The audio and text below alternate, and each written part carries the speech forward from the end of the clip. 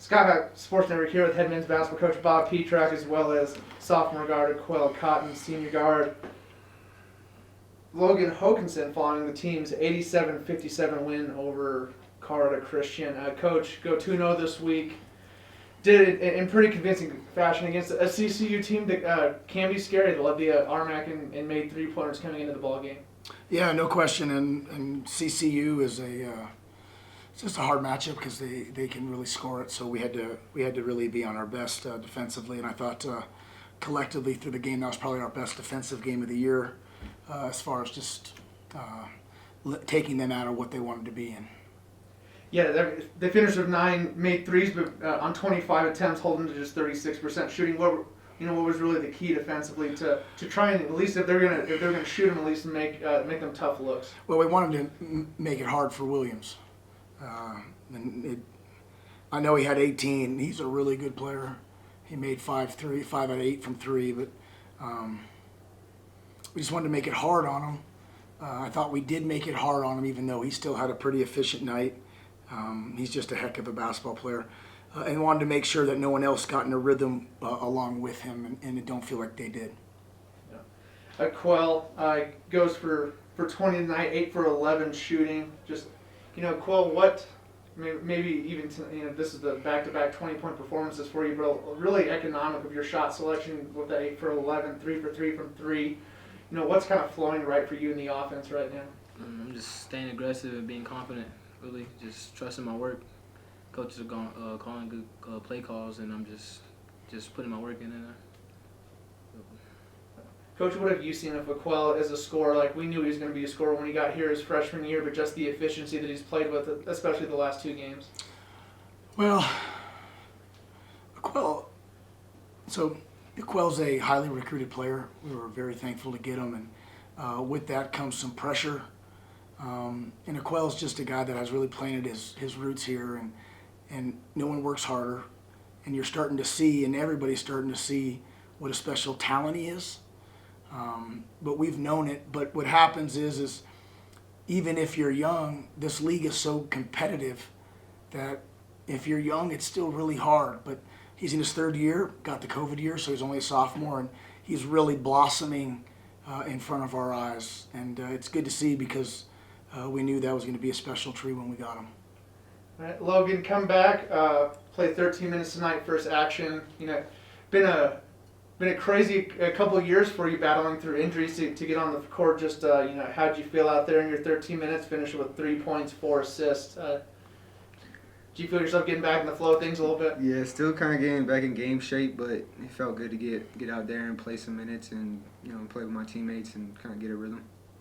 And what kind of guard depth does having Logan back do for you now moving forward? Yeah, and the reason we wanted to bring Logan in is here's a young man that, so I guess it was 18, 19, played legitimately the whole year with a broken wrist for the team. Had to sit out all of last year with that wrist injury, and then had a knee injury, unlucky to start this year. So it's really been a year and it's been a while, whatever the math is on that. It's a lot of math. But the point of the whole story with Logan is that everybody in our team has a lot of value, and we're going to work him back in, and he's going to bring a lot of value to our team moving forward. And he's one of us, and he's a Hawk. So just thankful that after such a long period of time that he could have a moment where he gets back in, because when you're battling back from something like that, a whole year off, and then you get another blow, that's hard. I don't care who you are. And just happy for him. Logan's a hooper, so happy for him just to get back on the court and be in the environment that he's supposed to be in. Right. And Coach, you already talked about how you thought this was one of the best, if not the best, defensive effort of the season. Offensively, shoot 52%, make season high 13 threes. Offensively as well, you guys, play good complementary basketball tonight. Yeah, and we've been right around 87. It seems like I think we've scored 87 like 5 times, but which is crazy. It's only been 10 games, so like half the time we score 87. But we average about that. We've been averaging around 50%. But the thing that we're most proud of right now is that our turnovers are down under 10.